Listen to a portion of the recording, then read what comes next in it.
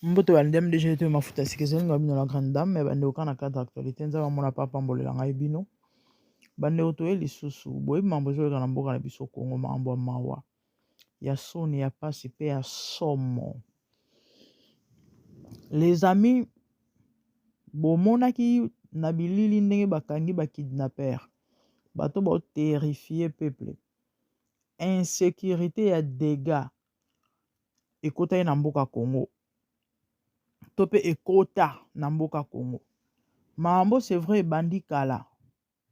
Mais niveau oya ekokoma ekomi ya kobangisa vraiment ezaki soute ndenge o bazo kidnapper bato na bututu na molili ekomi si na moi makasi to moni ba video ezo circuler partout ba de population ezo lela insécurité bato bazo bunga bato bazo limwa bato bazo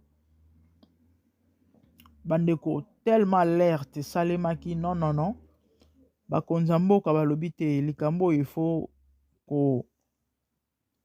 kotala ngo malamu nde bomonaki ba video circuler bakangi pa ma babatu concession moko je crois son na GB na bosani te il paraît eza na fille moko akimaki asechapaki bakimisaki ye akende ko dévoiler secret nde ntango policier aye bakuti tala bibembe bakuti bakangi ba jeune moko ebele wana bakuti bato basi bapasola bango donc triste ba victime misusu ona mawanzambe basechapa balobi ba témoigner et esali ke bake kokanga bato o bafundaki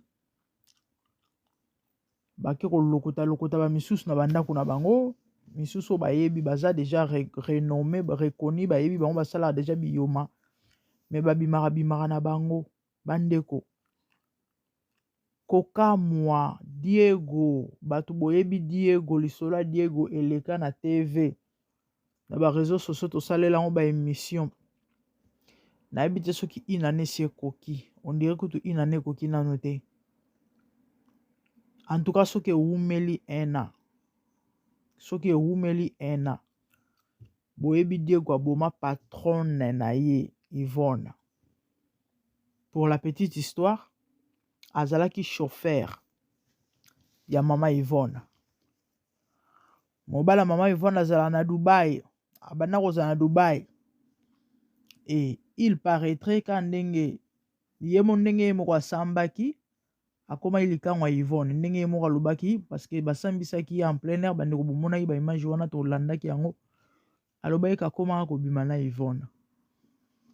Oh, selon ba témoignage pe bato mosusu ezaki ya solo peu importe, c'est pas vraiment ça le problème. Na kobima na patron na ye ayiba ba livre parcellaire de certainement un projet côté kalopangu ya Yvonne. Et comme mobala Yvonne bandai kozala na Congo te fallait ko éliminer Yvonne parce que nem dans un témoin gênant po yende mukolo lopango nde na makanisi mabe azwaki akenda koboma patron na ye kande baloba makila motu esali ke l'affaire ezaki eyebanaki. C'est comme ça on l'avait arrêté. Bandeko Diego biso toyebi ke Diego azala na boloko naza kutu étonné bato balobi ke il paraîtrait Diego bapibliaka baloba bapesaka message balobi ke akufi na boloko. Donc bapanzaka sango certainement ce que j'ai compris ntango badesidaki batika ye yango baloba ye bapanza sango ke akufi na prison bandeko. Nzoka nde Diego batika na bango ye. Diego aboma Yvonne. Biso toyebi bakatelaka ye prison à vie. Fallait a passer vie na mo na boloko akufela na boloko. Mais bizarrement abeta ata un ate.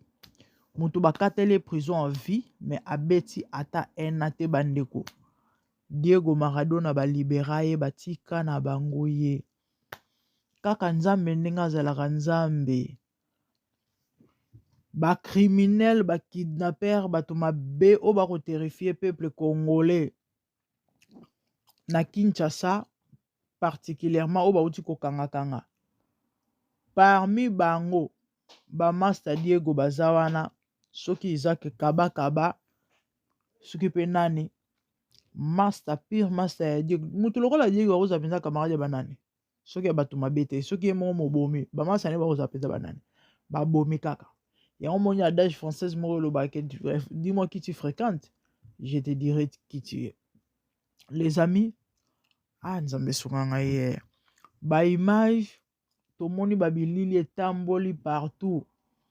Diego na ba criminel wana ba bomi wana bazo sala feti to l'exabino bilili wana bazo sala ambiance. Entre bango ba masa ndenge ezalaka kaka bazo staffe ndenge tolobaka bako staffe. Nzoka nde Diego batika na bango bandeko likambo esali bato pasi na niveau moko ba mission esalemi de gauche à droite bandeko. Non, corruption existera nango na mokili, surtout na bamboka ya tiers monde. Corruption ezalaka nango mais oyo ya Congo il faut relukela ngo kombo. Les amis, sérieux, mutu abomi mutu, mère de famille atiki banane ya mike, non seulement abomi mutu, a falsifié mikanda ya bato, ake kotek donc ayibi babiloko a valeur parce que après avoir kosala eloko asalaki ayi mutu ka yibi voiture moko apesi ndeko na ye grande sœur na bakende koteka ngo mutu kana se retrouva na Bakongo bakanga mutu kana na boma ya na ya azali na kati ya mutuka na bato mosusu bazomona ba mystique na kati ya car bazwi yango bayoki pa ata soni te bakende yango pa tradi moko po asala cérémonie nde nganga wana azokomona image ya Yvonne e bato kaka ndenge basinyalaka bato basinyalaki bayoko ko récupérer mutuka bandeko ya mama Yvonne. Donc à part crime en dépit ya koboma mutu ayibi ado asali babiyome belebele nyonso wana azali mutu moko azo mérité boloko na niveau ya kosakana te bandeko. Bizarrement Diego asala même pas une année na prison. Nzambe bandeko batika na bango ye o mboka ya ndenge nini bandeko batika Diego. Lelo les amis, Diego en liberté s'il vous plaît. Et ça le choc. Et comme ici, il y a un tolobaki, tout ça l'émission. On est tous des Congolais, ceux qui ça ne va pas dans mboka na biso to yebi ke mboka ngwa. Il y a un modèle les alarawana mais quand même hein. Et puis qui cité so likambo za mabe toloba. Bandeko na ngai. Likambo ba criminel oyo. Kande bomoni batiki Diego. Batika pardon.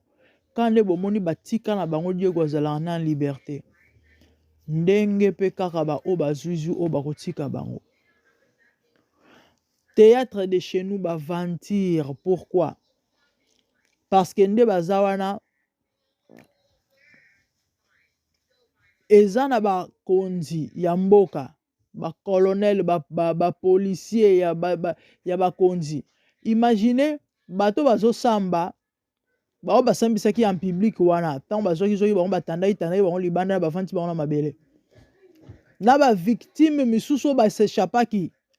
Émission na selaki bino il y a 2 jours passés. Ndeko mobali alekaki epa ya ya sango mokonzi bomonaka émission moko nakomi victime ya moko ya bakidnapping azotémoigner makambo ekomelaki ye amataki na voiture ya colonel s'il vous plaît tant tellement moni o soda akoprotege ngai na insécurité eza na mboka parce que bato bakoma obanga close bato bazobanga bayebi ke mboka eza malamu te etata na biso wana ke kozwa taxi amoni colonel na teni na bapete na bagrade naza quand même entre les bonnes mains naza assuré parce que oyo officier ya mawana ya pasi nzoka nde ndoki ye wana abandaki koyoka na telefone ndenge ye colonel azozwa bainjonction epai ya général bandeko botala niveau ya insécurité eza na mboka Congo na bagénéraux na bacolonel nayebi te bato bandeko Congo place ya kotia lokolo eza te bokimela wapi epesi pasi epesi mawa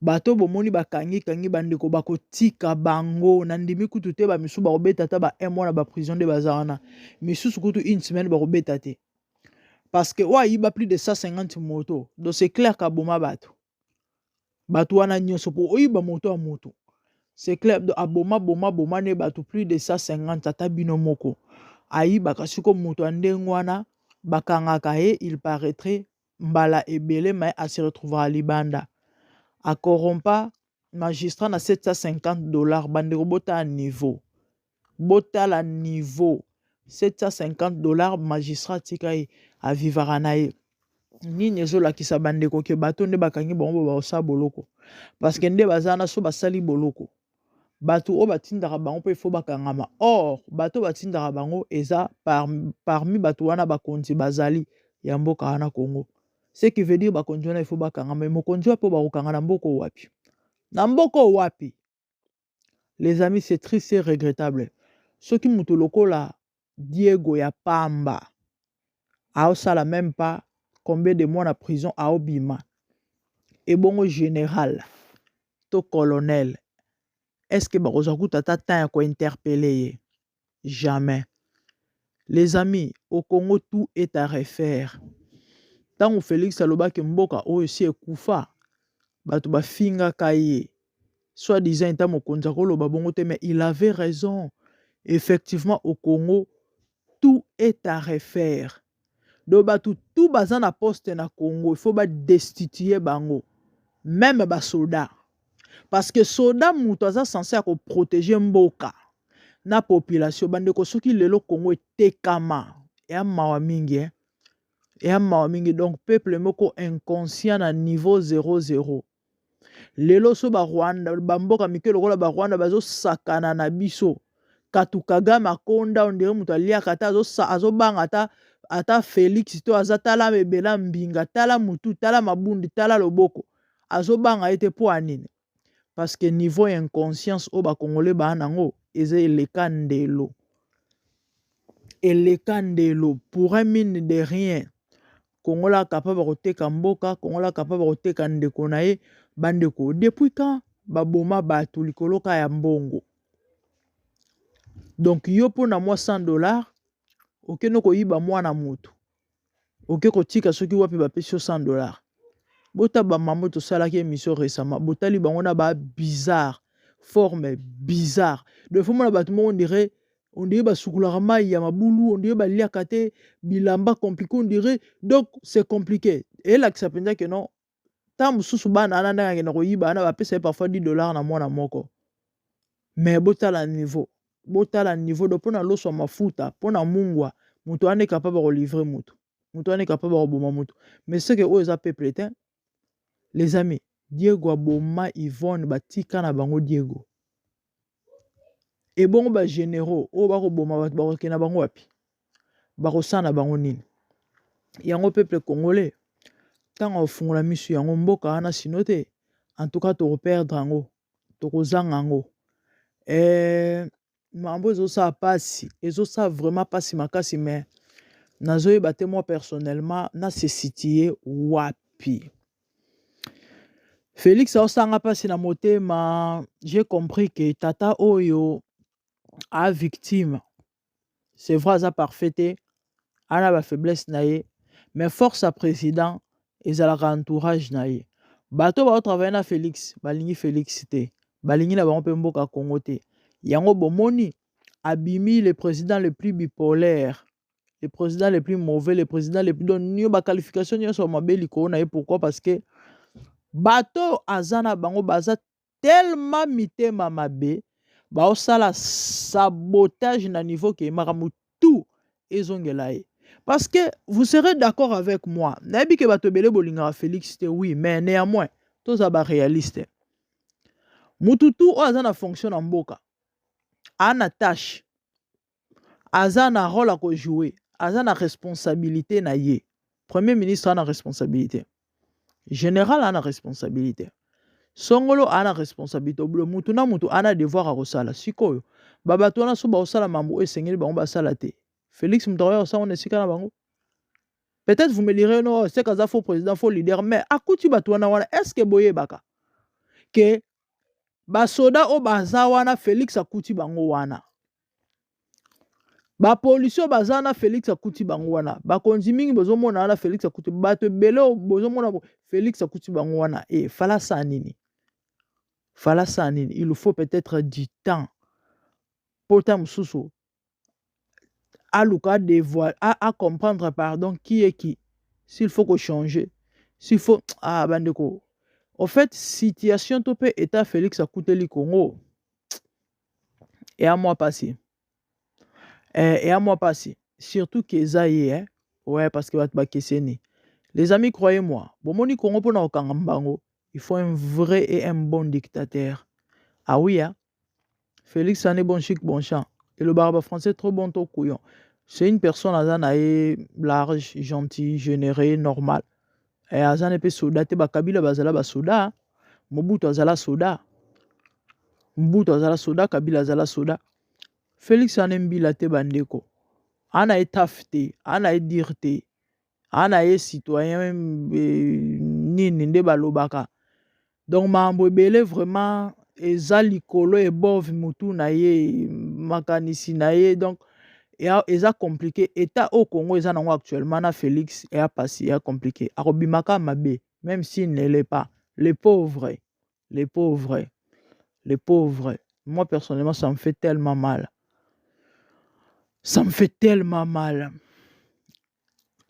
Batu lokola ba Gentini Ngobila ba irresponsable numéro 00 gouverneur au penza oka ya tofi na bandeko bolimbisa akene ko faire marcher opposition na IDPS même jour de confrontation ça le mako batu ba bomana gouverneur tala bagina obuka bandako batu towa sans kopesa bango solution vous prenez la décision soi-disant ya kolongola soki ba construction soki nini babona ko benga ngo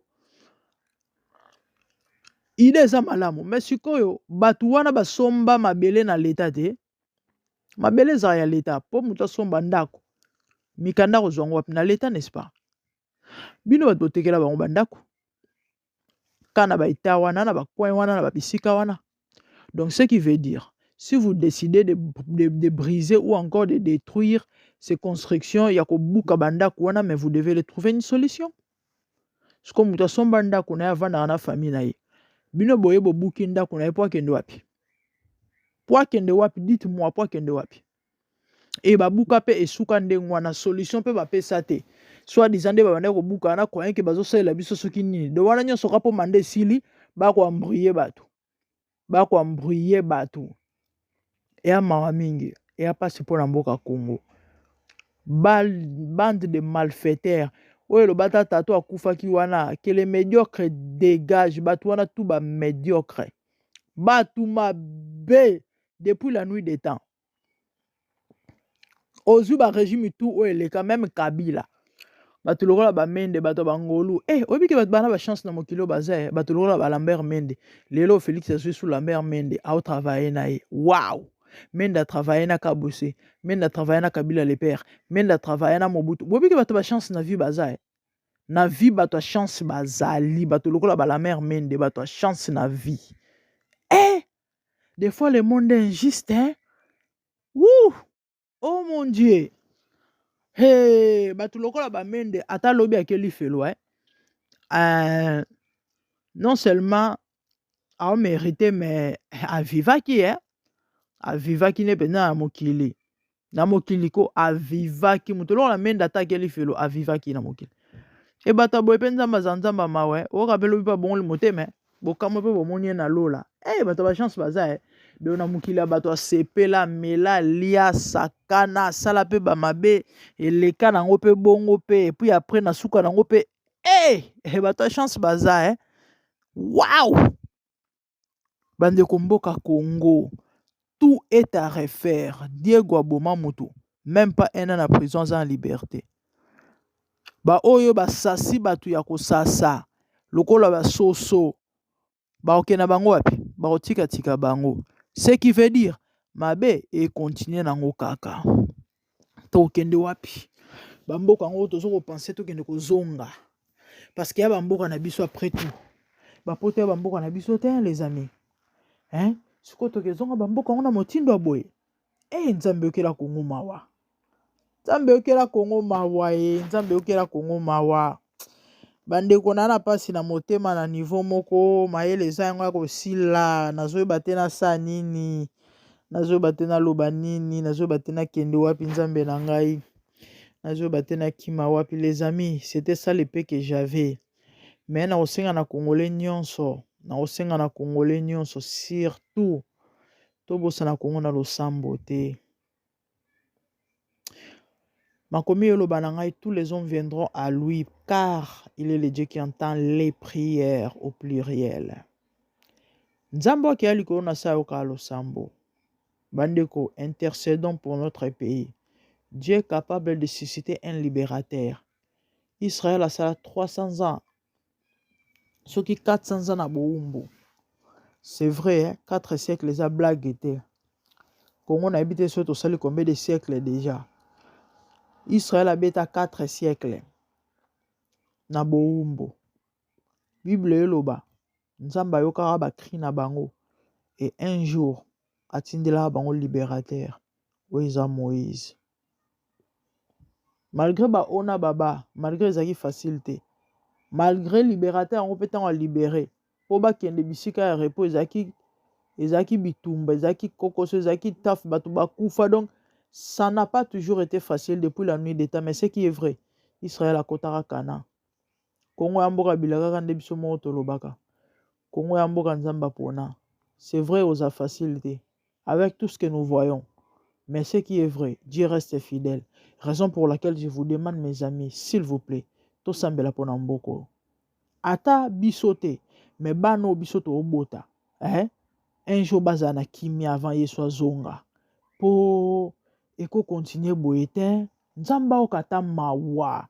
Nenga yokelaka Israël. Atinde la Congo libérateur. Atinda président moko na Congo o nzamba ko doter na ba capacité tout. Il y a un peu sa solution dans Mbokana.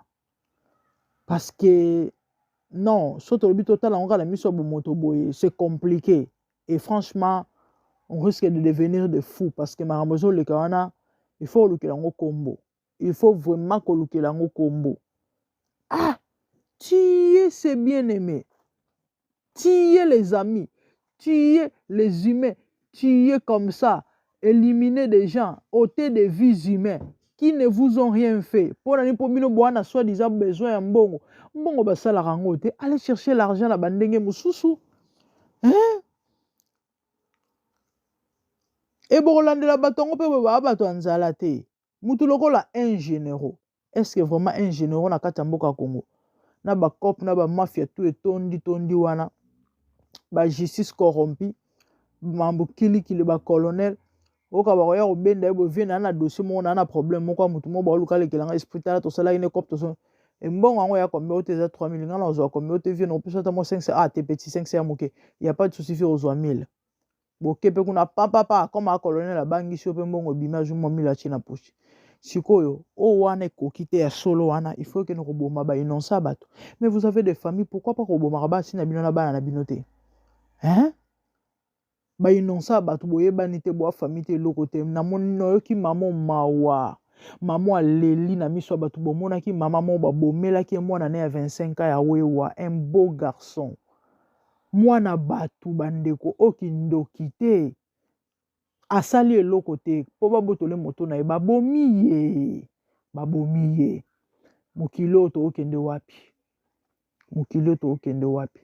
Yango bandeko sama wa Nzambe eza pasi, s'il vous plaît, prions pour ce pays. Dieu est miséricordieux. Dieu est capable, il est la solution.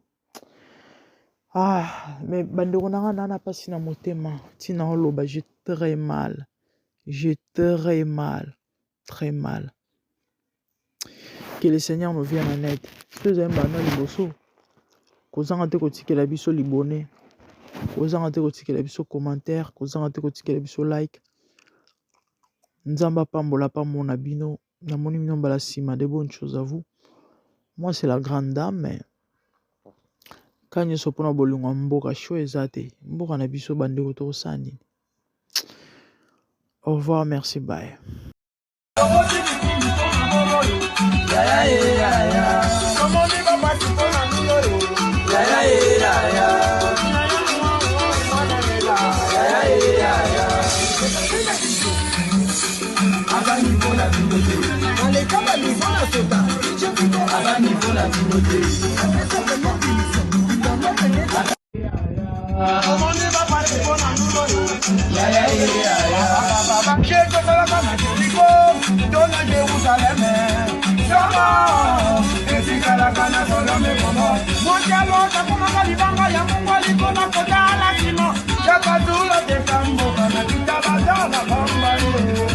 Santalo baka de dalila, baka dalila,